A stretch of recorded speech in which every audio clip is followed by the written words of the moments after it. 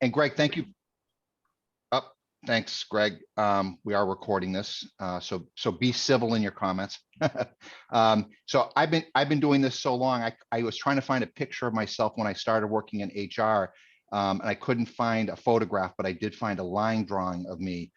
So this is me when I started out. So this is it. I can see all your faces. The HR people don't laugh at this. Michelle's sitting there going, "No, that's not funny. That's not what we do." So, all right. I did mention we dropped a workbook into the chat. Greg, if you can just drop that in one more time. You do not need the workbook for this, but it is a nice thing to follow along with. I will refer to pages, so the little page numbers. I've put in the book, any quotes that I use are on page 21. Any books that I mention are on page 22. And if for whatever reason you don't get it, my email address is on the bottom. Most of you know how to get in touch with me. And I'm happy to share anything that you see as we go through this. So it's hard to make this interactive on Zoom, and I get that. Please use the chat. If you want to unmute yourself and ask a question, that's great. So, but please do keep yourself on mute. It looks like everyone's doing that. But if you want to jump in, and again, we have an hour, so this is going to be very fast paced. But I do appreciate comments and pushback and all that good stuff. So we can try to make this as interactive as possible. And just a note on language, because I'm a big believer in using correct language. The term incivil and uncivil are used frequently. I tend to use incivil. One's an adjective, one's an adverb, and I can't keep all that straight. So for those of you that are particular about language, I just want to make that comment up front. And I mean, my hope for this hour together is that, you know, each one of us has a toolkit, a proverbial toolkit we use. Thanks, Greg. We use at work. Hopefully, you can either pick up a new tool that you can use, and more likely sharpen one that you already have, right? So my hope for all of us, myself included, is that we take away something from the hour that is useful. I just want to start with just a quick story, because I think this makes a critical point that I'll make several times. One of the best people I ever hired was a guy by the name of Larry Pinheiro. We were looking for an HR manager for a new plant that my company had built. And when I interviewed Larry, he was a very quirky, unusual person. And my boss, the CEO, didn't want to hire him. But there was something about Larry. I said, you know, I'm really going to take a chance on this guy, because I think he can make a big difference to us. And sure enough, he was the best hire I ever made. But the reason why I'm telling you this story is that 2 or 3 days after he joined us, I greeted him one morning, as you normally would greet somebody back when we were all in offices together, and said, "Hey, Larry, good morning. How are you?" And his answer was what you see on the screen. He said, "Better." And if somebody responds to "How are you?" with "better," most of us, our reaction would be, "Oh, what was wrong? Everything okay? Are you all right?" And that's exactly what I did with Larry. And he said, I'm just going to move this over. He said, "No, you don't know me well yet. However, let me explain. Every day before I get up, before I get out of bed, before my feet touch the ground, I say to myself, today I'm going to be better than I was yesterday." And he was like the most remarkable person I've ever worked with, and worked with him for 7 years. And so that's the other objective for today, is if we can all move that needle on better just a little bit, then it's worth the time together, right? All right, so let's do a little history. 1991. I'm a young human resources professional, and something significant happened in the US that year. And that was this. It was a Supreme Court hearing. And if you either remember that, or if you're too young and you at least remember your US history, you know Clarence Thomas in the upper left-hand corner was a then nominee for the Supreme Court. And Anita Hill, who's in the lower right, accused him of some very inappropriate, even sexual, what we consider to be sexual harassment behavior. And so this prompted a lot of laws to be passed. Vermont passed a law, every state passed a law. We had to do training, we had to put in new policies, et cetera. And we thought, great, we're going to make our workplaces much more civil. Yeah, we didn't come that far, right? Because 2018, let's flash forward, history repeated itself. And I'm not trying to make a political statement here, so please don't take offense to that. The point I want to make here, and it's so interesting, there's hearings on again. I'm not even going to go there right now. We haven't come that far in terms of making our workplaces ones that are free from harassment, but more broadly, free from full of civility, free from incivility. So this isn't in the workbook. It's just something I think is helpful to explain. So we have laws to protect us from sexual harassment in the workplace, and sexual harassment is really a subset of all workplace harassment, which is covered by law. And then this is a subset again of discrimination, which is what the EEOC, the Equal Employment Opportunity Commission, is responsible for. We have a state commission in both Vermont and New Hampshire. But it's my belief that the broader circle that encompasses all of this is civility. It's my belief, based on all the years in HR and working with great HR people like Michelle and like Bev and others, that when we really work hard to make our workplaces places that are civil, where people treat each other with respect, with dignity, with care, with concern, and we have certain expectations of what civility is in our workplaces, then those inner circles really kind of disappear, right? So I'm going to define civility in a moment, but when we think of civility, a lot of words pop to mind, right? If I asked each one of you to write down 5 words that you think of to describe civility, they probably wouldn't match anybody else's on this call. It's a very like a lot of words. It's ones that we have our own personal opinions of, and companies try to capture these in values, right? So you're probably familiar with this. You go into a company and they have up on the wall, these plaques that have all these values. Here are some examples, and these are all real ones. And the reason why I'm putting these up here is, and I'm going to circle some of these. A lot of them try to get at things that show that we're civil work environments. We care. We work as a team. Can do. One of my favorite ones on the lower left, PNC, with a big banking organization. One of theirs is integrity. But what does that mean, right? If you say we're a place of integrity, how do you evaluate that? How do you say we are? And by the way, I'm sure most of you remember Enron. At one time, an enormous company, a Fortune 50 company, and one of their 4 core values was integrity. How'd that work out for them? Not so good. So here's a great example. And when you download the workbook, this is in your workbook. I put a copy of this in here. What you see on the screen right now is from a client of mine that's in Northern Vermont, and they don't mind me sharing this. They're very proud of it. Community National Bank. So this is a bank in Northern Vermont that has branches across Northern Vermont. It's a publicly held company, so you can actually go and see how well they're doing because they have to post their financial results. This isn't something inside. This is such an important point. This isn't outward facing. This is inward facing. These are their expectations they have of the people that work there. These are a lot more than values. And if you look at this, you go, yeah, if we can do this, this creates a culture of civility. And by the way, these aren't just words on a wall for them. This is what they hire on. This is what they train on. This is what they evaluate on. And every once in a while, it can be what they let somebody go for.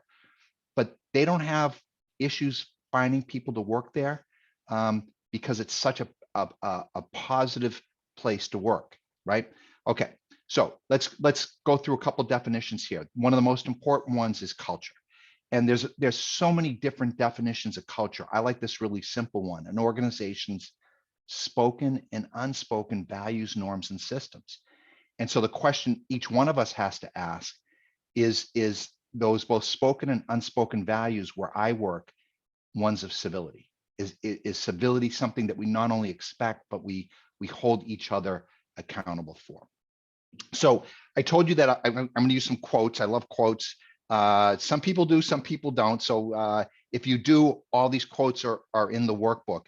And here's Ben Franklin, who had this very famous quote: "Be civil to all, sociable to many, familiar with a few, friend to one, enemy to none, right? I just think that's a great way to look at this. And I think it's safe to say that Ben's a good bet. Let me be a little bit more current here.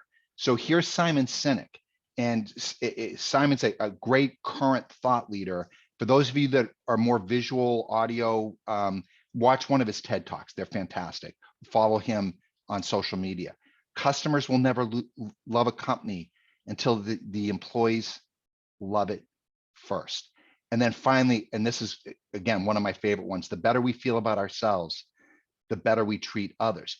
So these last two quotes, the reason why I'm putting them up there is civility isn't just a nice kumbaya, HR touchy-feely, trust fall type thing. This is bottom line stuff. It makes a difference. And I saw this firsthand just a couple of months ago. I was at a pizza shop in central Vermont, wasn't local. And Simon's last, thank you, Karen. Simon's last name is S-I-N-E-K. S-I-N-E-K. So I was at a pizza shop getting a lunch, and I'm in line. And while I'm in line, the woman behind the counter was very surly. She was very it kind of hard to describe, but she was very short with the customers. It was just clearly she was having a difficult time. And I observed her going back, to where the person was making the pizzas and the sandwich and stuff, and she was getting yelled at. She was getting berated. She was getting belittled. And clearly, because I'm an observer of this stuff, but clearly she was bringing that to her interactions with customers. The guy that was standing behind me said, "This is BS," turned around and left, right? And so in my estimation, right there, the lack of civility, the lack of that civil interaction between the two of them in the store cost them business. And the reverse of this is when you're treated well, this isn't a workshop on customer service, but we could turn it into it. When that civility, when you're treated with civility and you have civility inside, you take it outside, right? So let me throw a couple of definitions at you, and then I'm going to have you do a little bit of work. Civility encompasses more than just manners and etiquette, right? And I love this. It's the norms for mutual respect at work, because civility isn't a one-way street. It's a multi-dimensional set of streets. We have to expect that from each other. It can't just be one way. And it's usually demonstrated through, things like manners, courtesy, politeness, awareness of the rights and concerns of others. And again, all of this is in your workbook. And it also demands that we speak with each other respectfully, responsibly, right? So it's how we talk to each other. And it's also avoiding these other things, being offensive, rude, and demeaning. So I was going through all this with a group of nurse managers at a hospital in Vermont.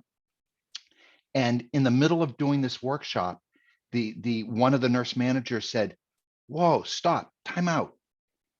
What you're talking about is MBMR.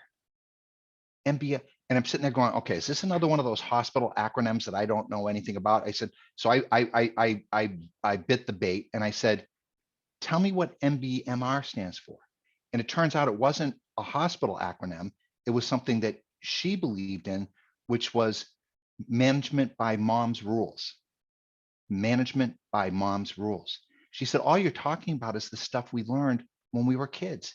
Be nice, play fair, close the door after you," right? And I laughed. I said, that's exactly what we're talking about. It's exactly what civility is.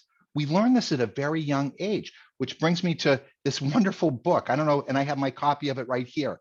I don't know if any of you remember this book. It's been around for, 30 years. And right off the back jacket cover, right? Share everything, play fair, don't hit people, clean up your own mess, say you're sorry when you hurt somebody, flush, and warm cookies and cold milk are good for you, right? Take a nap in the afternoon. This isn't rocket science. This is pretty straightforward stuff. So, Greg, I'm going to try one more time. Because I noticed some other controls popped up on this that we might be able to do this. Okay, so Greg and I were looking to see if we could do move into chat rooms, and we're not able to do it. So we'll do this as a large group. So I want to try to get a little discussion going. So you can either use the chat room, the chat box, or you can unmute yourself. But what I'd like to do is see if we can come up with a short list, and I want you to think about this. So let's start with civility and examples in the workplace. What are some examples? We're going to start on the left-hand side. What are some examples of things that you've observed, specific behaviors you've observed of civility at work, right? So let me start this off. I'll give you an example. It might be if the water bubbler is empty, even though it's not your job, you see it's empty, you walk by and you replace it with a new one.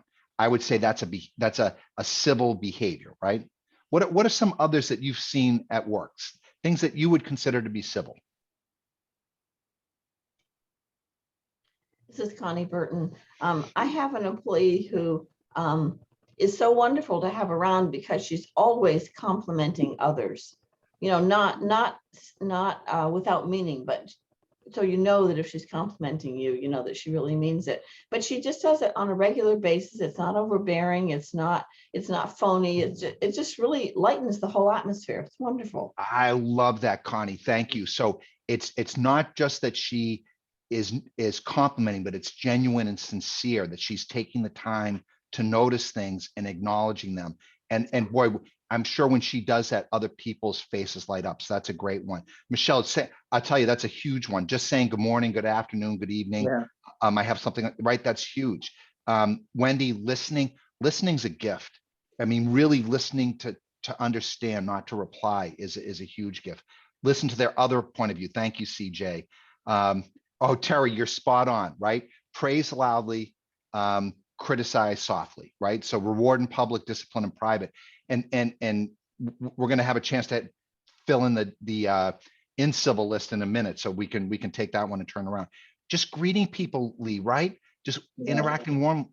Isn't that huge? Just making sure we take the time to say hello, good morning, how are you? Acknowledgement. Offering to help people in, absolutely. These are all examples of civil behavior, and you know, they're all just the little things. I mean, that's really what civility is. It's the little common courtesies that we provide to other people. So I'll just put up on the screen, right? So help, and you got most of these: helping, acknowledging, saying your pleases and thank yous, filling the copier with paper when it's empty, right? That's the same thing. Thanking people for help they've given, right? So people are adding this in here. Refusing to gossip. Boy, isn't that a huge act of civility?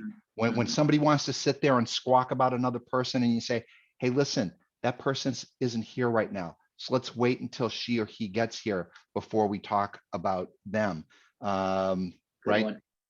Okay, so let's turn this around for a second, and think of some things that you, again, specific behaviors, and you can just flip some of what you just wrote down around or talked about, acts of incivil behavior, things that are just rankle you because they're just not civil. And by the way, if you haven't seen any lately, turn on the Supreme Court hearings today. You might get some examples of it.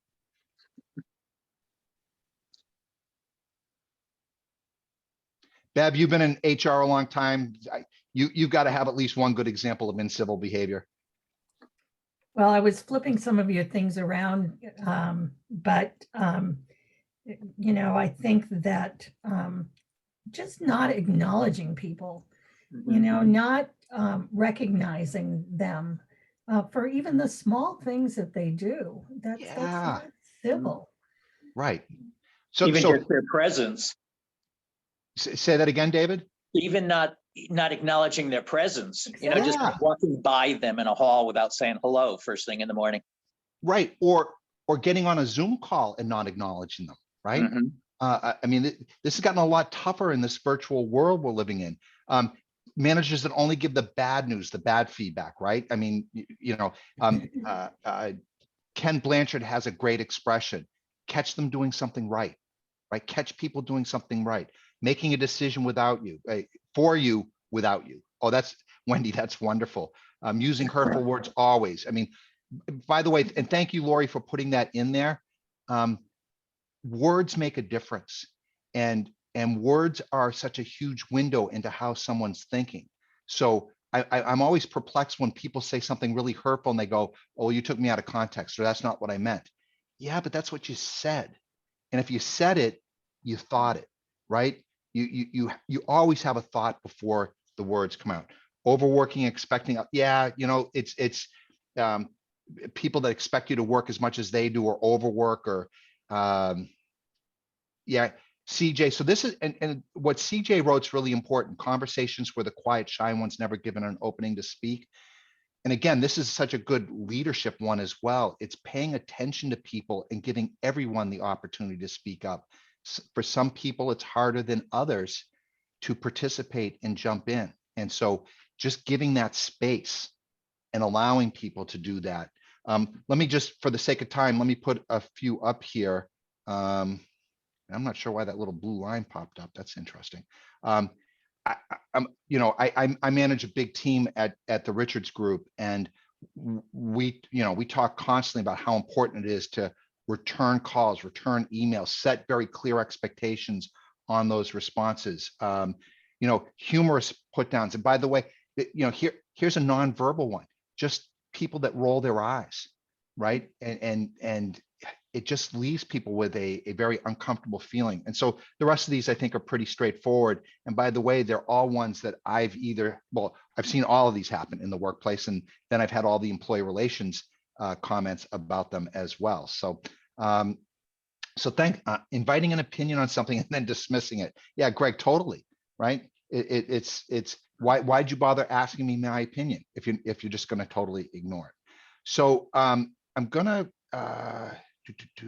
Greg, I hope we tested the sound earlier. So if you can't hear this, just quickly raise your hand. I'm going to show you a brief video.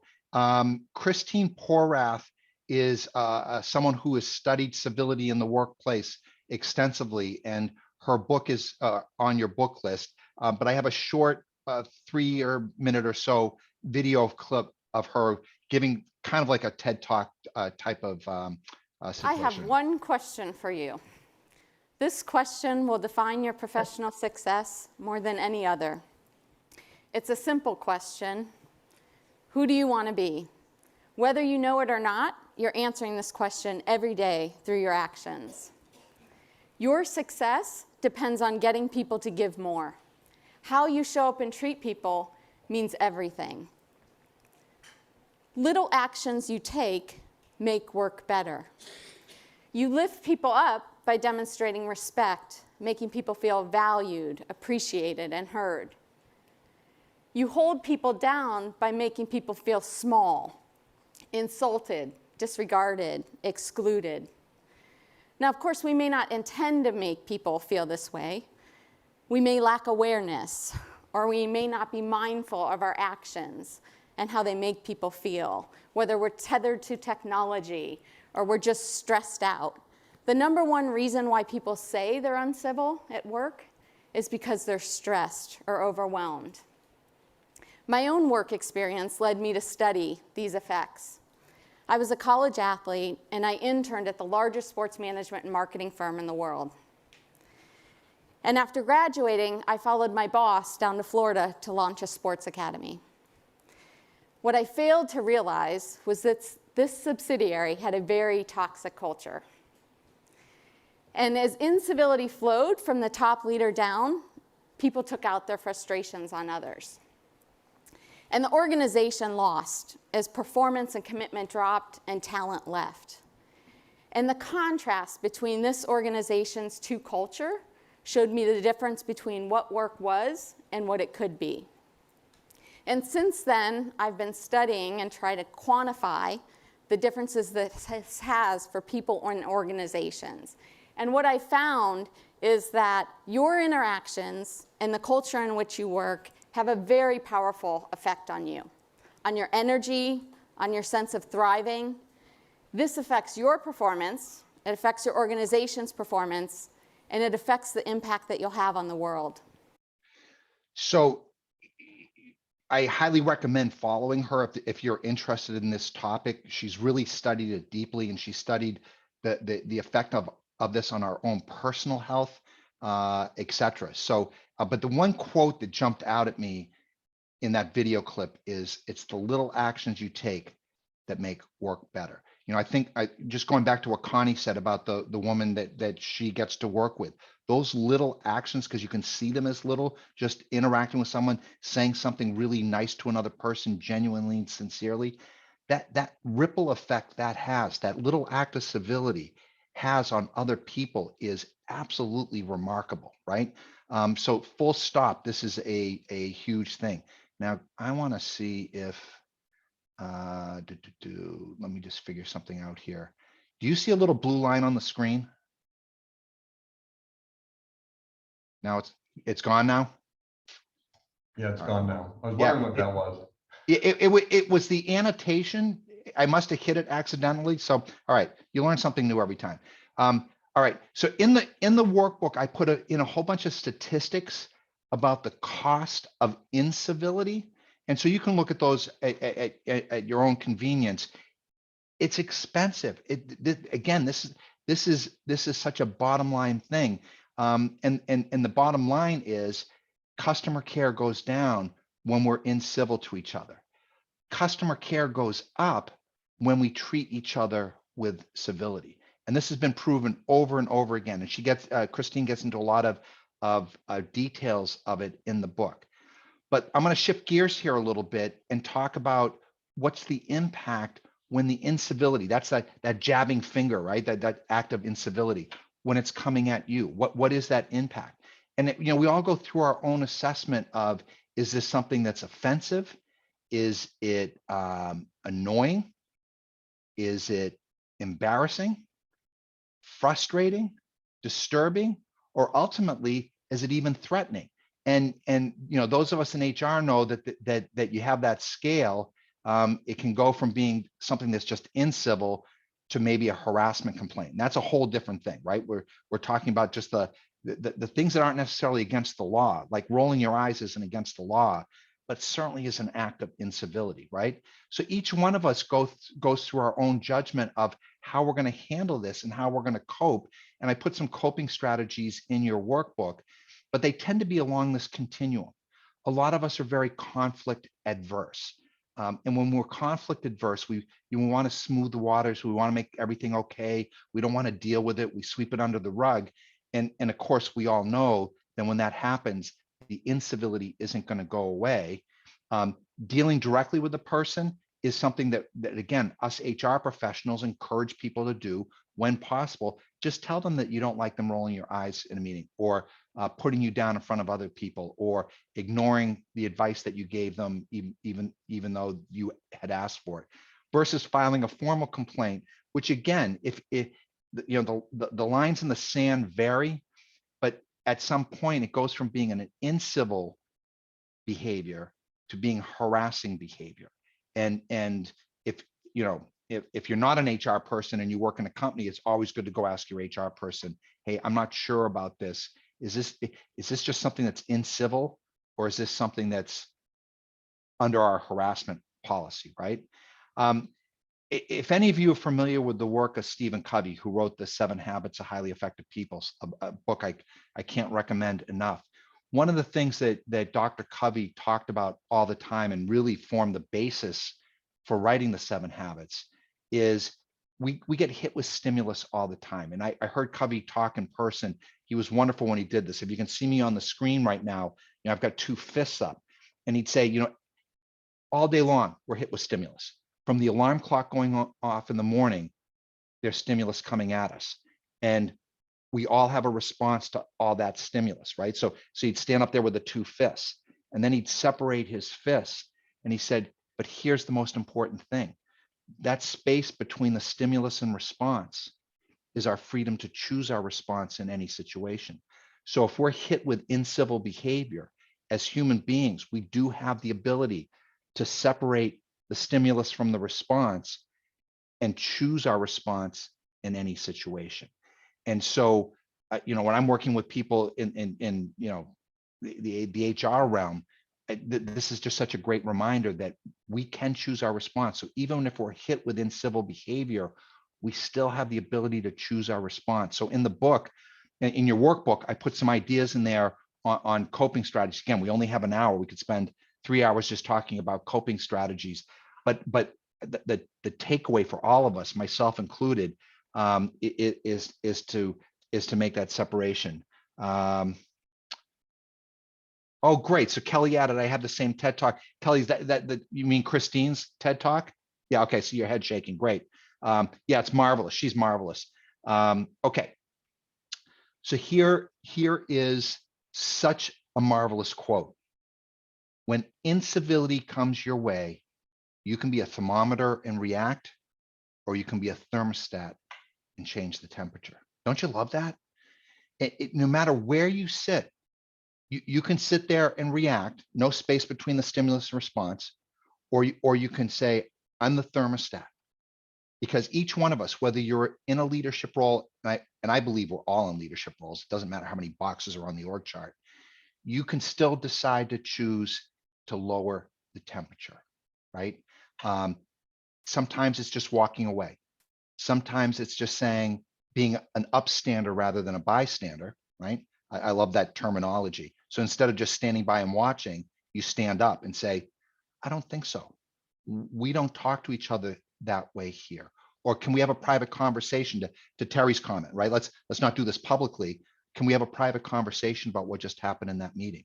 Because we really want to increase the civility around here. Each one of us can do this. So this particular slide, somebody who works in my organization at the Richards Group, she loved this so much. She said, would you send that one slide to me? And she has it framed in her office as a reminder that she needs to be a thermostat, right? So if you remember nothing, I say this multiple times, but if you remember nothing else in this hour, just remember that I need to be a thermostat, not a thermometer, right?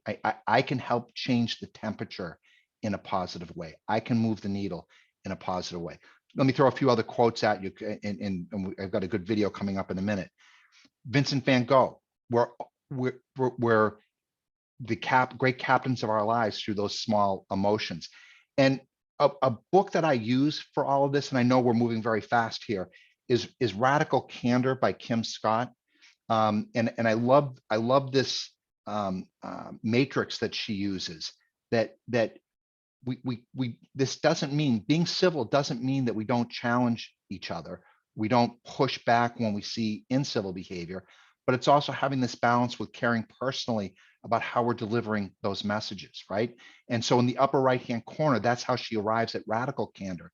It's caring personally about other people, but also being direct and honest and giving that important feedback that needs to be given. And I love the label she puts on the other quadrants here. But it is a balance, right? It is that balance between caring and concern and speaking directly. So this brings me to Tom Peters. So Tom Peters, and here's his equation, right? That kindness equals repeat business equals profit. And I'm going to give you a specific Brattleboro example of this momentarily. Tom's been a management consultant for over 40 years, a longtime resident of Vermont. He used to live in Timoth, Vermont, which is between Rutland and Manchester, little farming town. And he's still going. He's almost 80 years old now, but he's been studying organizations for years. And what he's come to find over all those years of studying organizations is, you know what makes all the difference in the world? Being kind. The kinder we are to each other, which to me is just the core of civility. If we can be kind to each other, then you know what? You do make more money. So here's my specific example. And Connie Burton, I am so glad you're on this call, because I use you as an example, and you may not even know this. So about 3 or 4 years ago, very early in the morning, because I get up at a god awful hour, I was out on Putney Road and I got my car washed. And I pulled through. Hopefully all of you have gone to Burton Car Wash. And I pulled through and I was on the side of the Colonial, and I got out of the car and I keep a towel in my car. And because of the way my car's shaped, in any car wash, not just Burton, there's a spot in my car that it just doesn't hit, right? And so I get out with my towel and I wipe it off because I'm I like a nice clean car. Well, at that moment, somebody that works at Burton, Aaron, drives by and he sees me doing this and he gets out and he said, "Oh, if the car wash didn't get your car completely clean, we'd be happy to give you a coupon, a credit for a free car wash. I'm really sorry if it didn't work." And I explained to him the shape of my car. But you know what? That one small act of kindness, of concern, stuck with me. And Connie, I know I've told you this story before, but I go every year, and as a Christmas present for my wife, I get her a full year's pass to Burton Car Wash because my wife loves a clean car, right? And it's not because Aaron stopped that day, but maybe it is subconsciously. It's that small act of kindness, and he didn't do it to get more business. As a matter of fact, it was going to cost Burton Car Wash money by giving me a free car wash. But that small act of kindness, and I talk up Burton Car Wash all the time. I don't know if you know that, Connie, but I'm glad you're here. Well, thank you very much. I appreciate your mentioning it. Well, and I would have mentioned it whether you were here or not, right? Because this is the point Tom makes, that kindness to staff breeds kindness to others. Because I know Connie a little bit. Connie, you mentioned one of your coworkers, and I mentioned Aaron. I'm sure that they are the way they are because that's the way they get treated by you. Okay, so it becomes this incredible ripple effect. So I'm going to show you this marvelous video of Tom Peters, and Tom's going to be speaking like he's speaking directly to us, right? He made this video for this type of situation. I want so the quotes from the video, because he's going to put some quotes on the screen. They're in your workbook, so you don't feel like you have to write it down. Just pay attention to the video. I do have to say at the outset, and I'm sure Gina would have picked up on this, and anybody else that works in a hospital. He gets so excited. He talks about a study of 225,000 hospitals. There aren't 225,000 hospitals. In the United States, there's only 6,000 hospitals, but he gets very excited. So he's going to talk about a study, but it's the takeaway from the study that's just so important here. So here we go. None. None is a very small number. None, zero, zip, nada, very small number, right? Well, there's an organization called Press Ganey, and they study patient satisfaction in hospitals. One big study they did, 225,000 hospitals, 139,000 patients, and they asked people what was important to whether they had a good experience in the hospital. And so they got 1,000 ideas, and then they put together a list of the top 15 things that determined patients' satisfaction with a hospital. Here's where the none comes in, okay? The top 15 factors associated with whether or not you were happy with the hospital experience that you had. Guess what? None. Zero. None of the 15 had anything to do with whether you got well or got better. Every single one of the 15 had to do with the quality of the interaction with the staff, whether people treated you kindly, whether they hadn't treated you kindly, the morale of the staff. But I just love that. I mean, that's, not to say it doesn't matter whether you get well or not in a hospital, but relative to people running restaurants or anything else, what people remember is the quality of the human interaction, much more, frankly, than the way that shrimp were cooked. Now, this was stuff that came out of probably one of the best hospitals in America called Griffin Hospital. That's up in Derby, Connecticut. And the lesson that Griffin people took out in a book was what they said, and again, this is so important to your life and mine. Kindness is free. And here were the words that they used. They said there is a misconception that supportive interactions require more staff or more time and are therefore more costly. Although labor costs are a substantial part of any hospital budget, the interactions themselves add nothing to the budget. Kindness is free. Listening to patients or answering their questions costs nothing. It can be argued that negative interactions, alienating patients, being non-responsive to their needs, limiting their sense of self-control, can be very costly. They become angry, frustrated, frightened. They may become combative. They may sue you. But what I love this is, years and years ago in the quality movement, we learned quality is free, and it wasn't only free, but if you do quality right, you save money. And what these guys are saying in the world of hospitals is incredibly difficult world is, number one, the thing that patients remember, and I'm not arguing against helping get them well, they remember the quality of the staff interactions, number one. The staff can understand, hopefully understands, is motivated to understand that kindness really is the key. And then this wonderful one, kindness is the key to happy patients, and kindness saves money. Doesn't get a hell of a lot better than that. So Kelly, I'll pick on you. You agree? Totally, right? Kindness is free. I mean, it doesn't, and you think Tom's passionate about this? Oh my goodness, right? 100%. Yeah. And I love this quote. I just read a biography of Mr. Rogers. It was a wonderful book, The Good Neighbor. It's not on your book list, but if you like that sort of thing, I highly recommend it, right? The first is to be kind, the second is to be kind, the third is to be kind. And the Dalai Lama, right? Full stop. Kindness works, kindness pays. I mean, this is, if there's one word that describes civility, it's kind, right? I think they're almost synonymous. This is Seneca, great philosopher of, ancient times. Whenever there's a human being, there's an opportunity for kindness.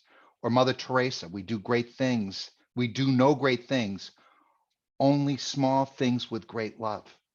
I just think that's a wonderful quote. She once said that I couldn't have helped the thousands if I didn't help the one, right? So I don't think this is a secret, but just to make fun, it is a secret. So I get asked sometimes, what's the one big thing we can do? How can we change our culture? How can we bring in civility? There is no big thing. The secret to the big is the little, right? It's the little things that we do. It's saying good morning to people. It's picking up the paper on the floor, even though that's not our job, right? And as Brene Brown says, trust is built in very small moments. I mean, that's it. So here's the takeaway, the tool and again, there's a copy of this in the workbook if you want to use this, because I think it's a great thing to do. So Stephen Covey, who wrote the 7 Habits, got asked all the time, well, so how do you build trust? How do you build civility in the organization? He said, listen, this is what you do. You pay attention to the emotional bank account, EBA, the emotional bank account that you have with each person that you work with, and commit yourself to growing that emotional bank account instead of taking withdrawals from it and going down. I mean, think of the person you're closest to in your life, your partner, your spouse, a child, a parent, a best friend, whatever. The who isn't what's important here, but just the person that you have just the closest, tightest relationship with, right? So in my case, it's my wife.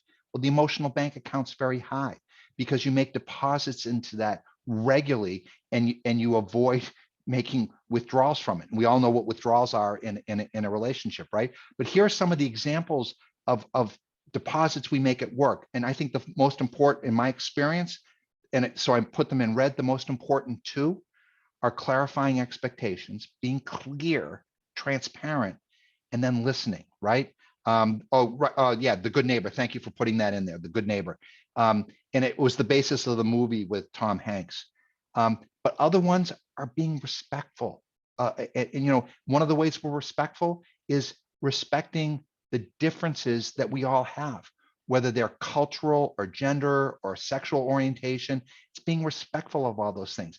Somebody hit this earlier, but it's providing honest feedback, and being direct with people.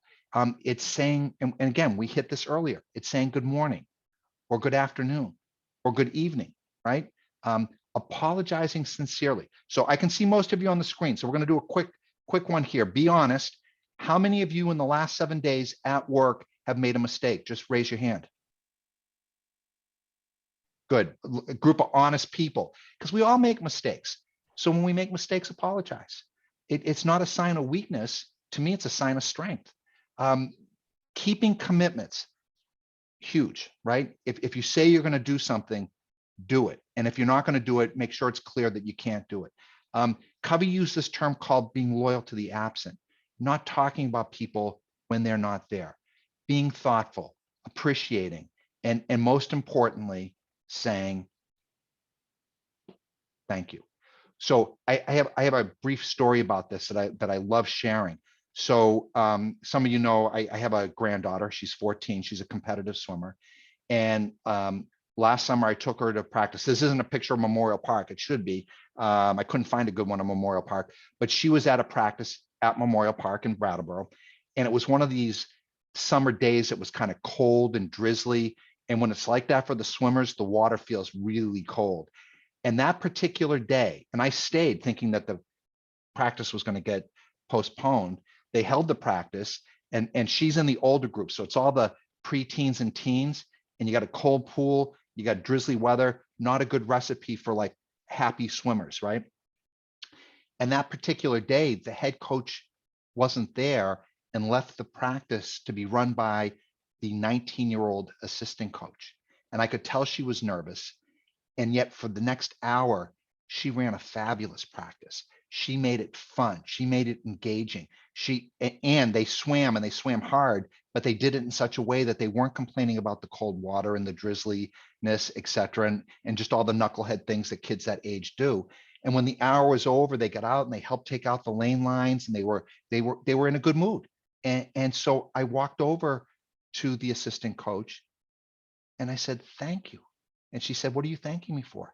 And I said, "I stayed and watched this practice. Thank you for doing such a great job with these kids and being just such a wonderful teacher." And she started crying. And I said, "What's wrong? What did I do something wrong? I'm sorry." And she goes, "No, these are tears of joy. I used to, because she swam for years until she aged out at 18. She said, but my goal always was to be a swim coach. That's what I want to do. This is my first opportunity. I hadn't gotten any feedback all summer. I had no idea. And I was so nervous and anxious. And this was my first time running a practice by myself. Just to have that acknowledgement means the world to me." So the takeaway is, we never know when just that simple act can make a huge difference in someone else, right? Okay, so shifting gears a little bit and getting this back specifically to work, we've all heard of this little company called Google, right? Well, Google was struggling a few years ago because they had some work teams that were knocking it out of the park, and they had a number of other work teams that were coming in below expectations, however they measure it, right? Yeah, or it makes a difference in their life, not their day. Thank you, Wendy. You're absolutely right. So Google scratched their heads and they said, this doesn't make sense to us. We hire the best of the brightest, and they're a little bit arrogant, but they do hire great people. And they said, we've got to figure this out. We've got, and so they studied it for a while and they couldn't quite figure it out looking at the normal things. So they did a deep dive. It took them 4 years. They did something called Project Aristotle. And there's a summary of this study on pages 15 to 17 in your workbook. It's a short article. I highly recommend that you read it if you're interested in this stuff. And if you want to get deeper, you can Google Project Aristotle. That's a little bit of a joke, and get more information. But here's what they found out. This is what they found out. The difference between high-performing teams and poor-performing teams were the high-performing teams had a high degree of psychological safety. They felt comfortable raising issues. They felt comfortable raising new ideas. They weren't getting shot down. They weren't getting steamrolled. The meetings weren't being dominated by one powerful type A alpha male person. Everybody contributed. And that's one of the ways they realized there was psychological safety, was if everybody was contributing, if everybody was being listened to. And to the point that was in the chat earlier, because it was such a great point, the introverts and the extroverts were all given opportunities to participate. There were pauses in between what people had to say. When someone came up with a new idea, people didn't say, that's a great idea, but they said, that's a great idea. And such a subtle difference, but such an important one, right? And they found that in the great teams, there was civility, that people were treated with kindness and generosity and respect. And in the poor teams, it wasn't happening. Equally smart, equally well-educated, all those things, doesn't matter if we're not treating each other nice. And so back to Simon Sinek. And so here's the spelling of his name, right? Terrific book, Leaders Eat Last. Now, this is a book about leadership, etc., but it's also a book about civility, because he found the same thing that Google found, that when people are in this safety zone, when they feel safe, when you're working with people you feel safe with, right? And I'm not talking about physical safety. I'm talking about emotional safety, spiritual safety. You can be yourself. Great things happen. But when people don't feel safe psychologically and otherwise, they shut down. Christine's mentioned it in the video. So go deeper on that video. And she gets into the neuroscience of this. The amygdala takes over, the brain hijack takes over, and we shut down. Amy Edmondson wrote this incredible book called The Fearless Organization. Now, I'm a geek for this stuff, but a title like that, I'll read a book like that any day of the week, because fear has no place in our work lives, in our organizations. There's a lot of fear in the world. And so here's her definition of psychological safety: the belief that the work environment is safe for interpersonal risk-taking. And it also is that people can speak up, offer ideas, ask questions without the fear of being punished or embarrassed. If you go into a meeting, if you go into a session with your boss and you're sitting there waiting for the axe to fall, waiting for it to be shouted out, right? You shut down. And again, this is neurological. It's also physical. And you start perspiring. I was talking to someone not too long ago who just working in a very toxic work environment, and she was talking about how she got physically sick on the way to work. And one day she had to pull over because she threw up because that's what she was. How do you work that way? How do you live that way? Right? So this stuff really makes a huge difference. I love this quote by Helen Keller, right? It's my chief duty to accomplish humble tasks. See, again, the secret to the big is the little. It's the humble. And I think one of the great all-time heroes of the world is Winston Churchill. Character may be manifested in the great moments, but it's made in the small ones. And thinking about what's going on in the Ukraine right now, which is just so horrendous. Churchill, when England was getting just sorry for the language, the shit kicked out of it every day, getting bombed by the Nazis, Churchill, who was told to go hide in northern England, he said, no, I'm staying right here, just like Zelensky's doing. And every day he'd walk through the rubble and say, we're going to get through this. And he'd hold people's hands and say, we're never going to give in. That's a little thing. But that became a huge thing. And in some ways, he saved civilization by doing that single-handedly. So Tom Peters says this: every enterprise, every organization should have this as one of their values. We're thoughtful in all we do. We're thoughtful in all we do. I love that, right? So civility, right? It's a wonderful topic. Here's one more key takeaway. We're right on time. Little book, Choosing Civility. It's on your book list.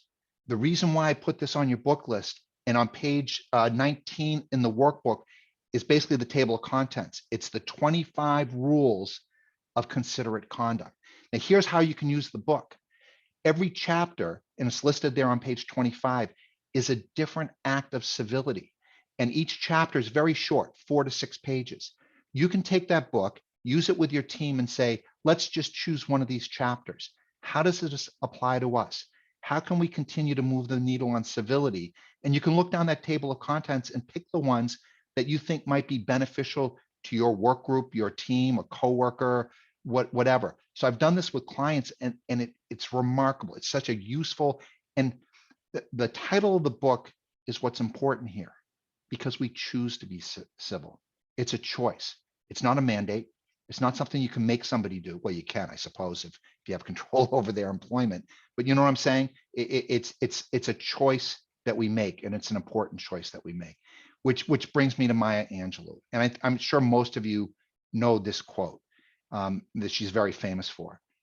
She said, "What I've learned is people won't remember what I said, and people won't remember what I did, but people will always remember how I made them feel." That's it, right? I mean, that's it right there. And Lincoln, a house divided cannot stand. Civility is in you. So with that said, and it's 9:57, let me just check my screen here, right? So I think I just have one more. I got too many windows open on my screen here. Each one of us can shape the climate in which we work in small ways. So that's my end takeaway for all of us is there is no big thing. The secret to the big is the little, and the little is being kind. That's about all,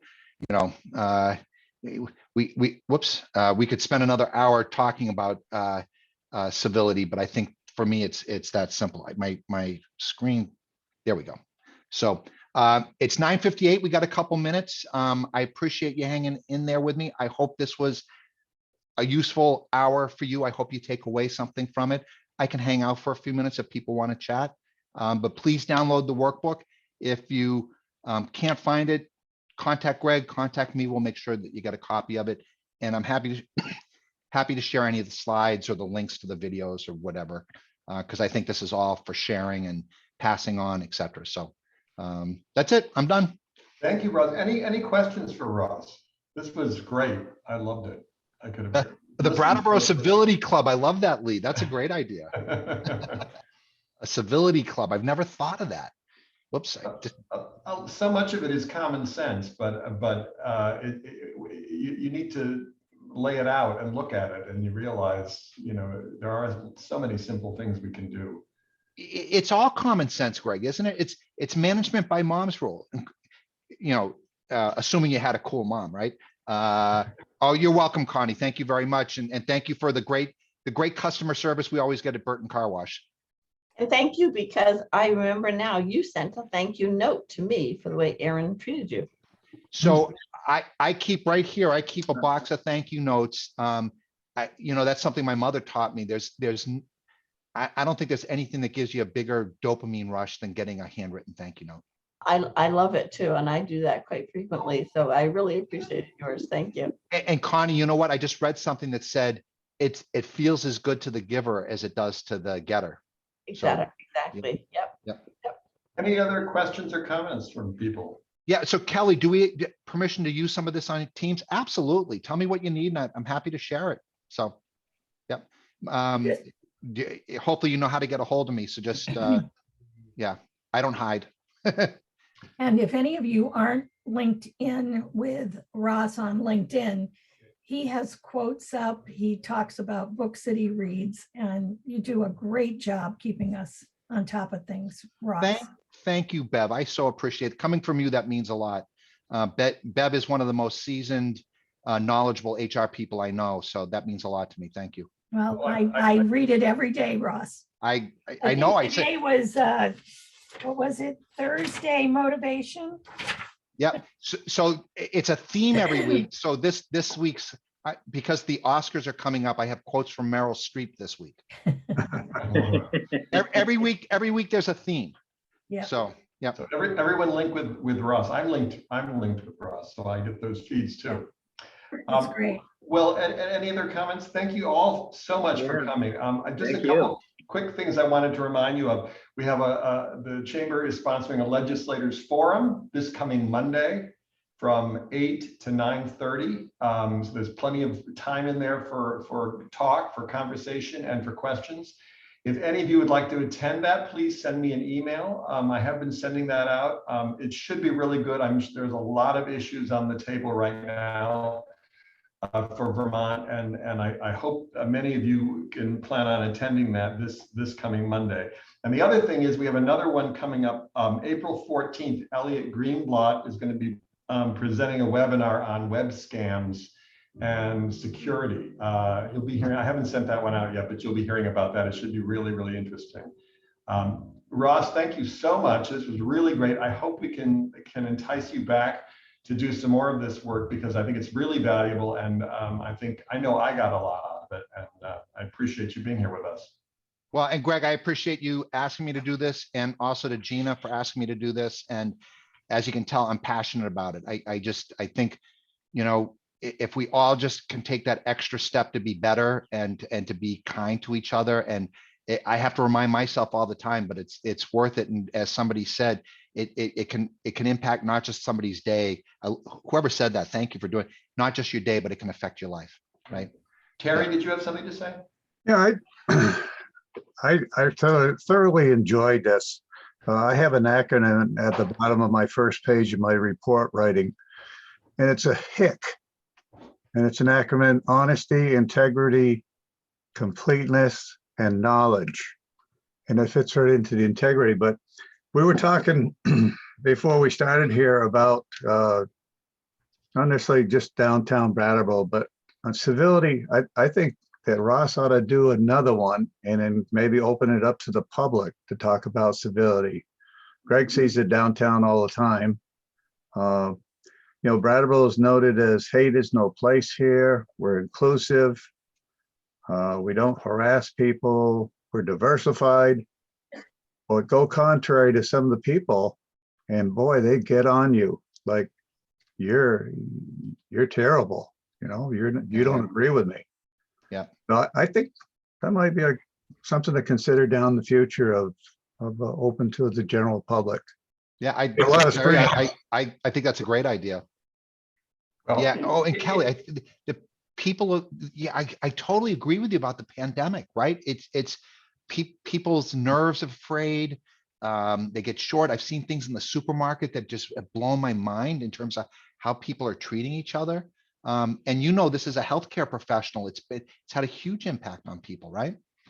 Yeah, I lost my faith in humanity back at the beginning of the pandemic, which I never thought in a million years I would lose. And it took a bit for me to regroup and get it back together. But I've been a nurse 24 years. And so I've seen a lot of changes, a lot of ups and downs, but I've never worked through a pandemic before. And it was very eye-opening, and I just think it's, people that you work with that you don't think would ever react or say something the way that they do, because they're exhausted, they're done, they just want to move forward and move in a different direction. And, there's Right. lots of control and so many other things. I think it's a good reminder about civility. At the same time, I've seen such great examples of unbelievable civility true. and kindness during the People pandemic stepping as well. up. People that have really stepped up, healthcare Yep. professionals in particular, but I've seen so many examples of it. And it reminds me of there's this great quote by Martin Luther King: "The true measure of a man is not what happens in times of comfort and convenience. It's what he does in times of conflict and controversy." Right. So it's been True. It's and been both ways. yeah, and of course, throw into that one of the most controversial elections of our times, or at least controversial in some people's eyes. That it's and we have this polar political thing that just is mind-boggling to me. That we don't listen to each other anymore, and yeah, it's. I wonder how post-pandemic is being affected. Thank you, CJ. So many people are working remotely and working by themselves at their home, and so they haven't been around their fellow employees. They haven't been around their peers, and so I wonder how coming to work live again affects people. Will people remember to be civil if they haven't felt the need to while they're on their own? Yeah, great point. Yeah. Well, this is a good test for all of us to be that thermostat. Yes, we're all going to go out and be thermostats today. There you go. Yep. Children as well. Absolutely. I think it's a forever changed world. And never mind, nobody brought this up, but never mind civility and incivility in social media. Mind-boggling. When you can hide behind an anonymous moniker and attack people. I mean, oh my goodness, it's just, no accountability. Right. So we can go in a number of different avenues here, but Terry, I do like your idea of doing some sort of community forum on civility. I'd be happy to participate in that, maybe do some sort of panel discussion around civility. I think it's a great community topic. Maybe we'll be able to do it live. Oh, I would love that. I would cherish that. Yep. Well, we can look at that, Ross. Yep. We'll talk. Okay. Well, Greg, let's talk. Do something that maybe between the chamber and the Downtown Alliance, we could put something together. Sure. Yeah, definitely. Very Thank good. you all so much for coming. This has been really a rewarding morning for me, and I am sure Everyone. for you as well. Good. Awesome. Glad it could help. I will send out the booklet, so Yep. you will all get a copy. Great. Thank you and have a good day. Thanks, everybody. And Bev, it was good to see you too. Thank you. Boom, boom, boom.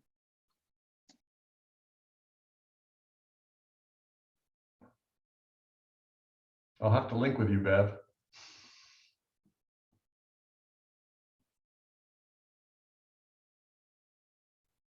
You're muted.